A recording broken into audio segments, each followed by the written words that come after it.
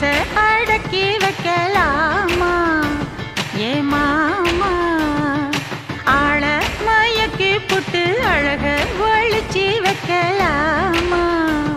ஏ மாமா